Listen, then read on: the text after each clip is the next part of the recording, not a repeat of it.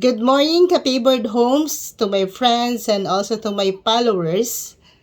Upang i-share again ang pagpapatuloy ng ating 365 ways or tips on getting a housing loan here in Calabarzon. Okay, ngayon nandito na tayo sa day 5, which is the context is knowing the government programs on getting a loan. So, FYI, sa ngayon meron tayong dalawang government agency na nagpapaloan. Number 1 is Pag-ibig, which is mas kilala siya sa HDMF. And also the NHMFC, which is National Home Mortgage Finance Corporation. Ito ay bago, pero right now, meron lang siya mga selected na accredited developer. So for now, i-discuss natin ano-ano nga ba ang advantages of getting a housing loan through Pag-ibig since ito ang ating kilala sa ngayon. So number 1, merong program ang Pag-ibig for the low minimum wage earner employees.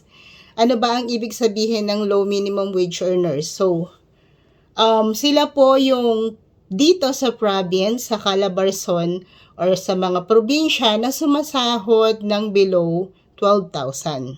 Kung Manila rate naman po, at least, below 15,000 pag Manila rate. So, kung ganun po yung sahod nila, nakakapag-avail po sila ng housing loan for as low as only 3% annual interest. So, that's why meron kaming mga pabahay dito na nagre-range lang ng nasa 2,400 to 3,500 kasi lower yung interest nila than the ordinary employee. For the regular employee, meaning hindi siya minimum wage earner, ang sahod niya in province, which is provincial rate, more than 12,000 na, Manila rate, more than 15,000.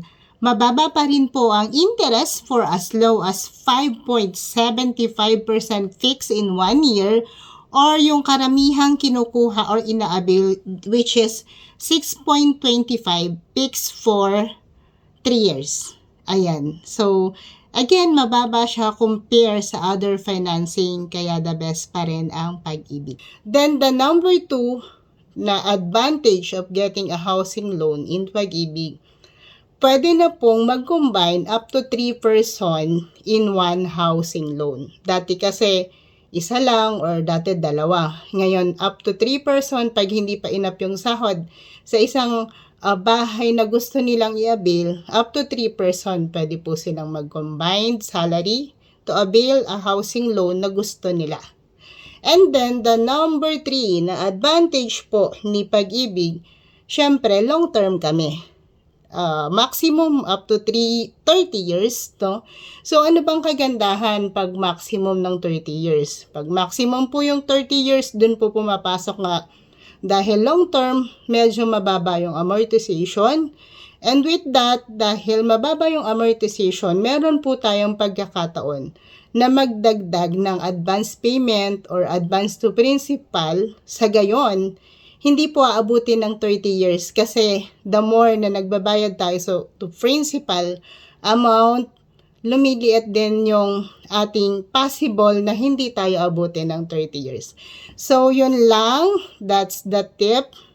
And see you for the 6th tip on getting a housing loan here in Calabarzon. Thank you so much. This is Riza. Follow for more or send me a message if you need a clarification sa diniscuss ko today. Thank you.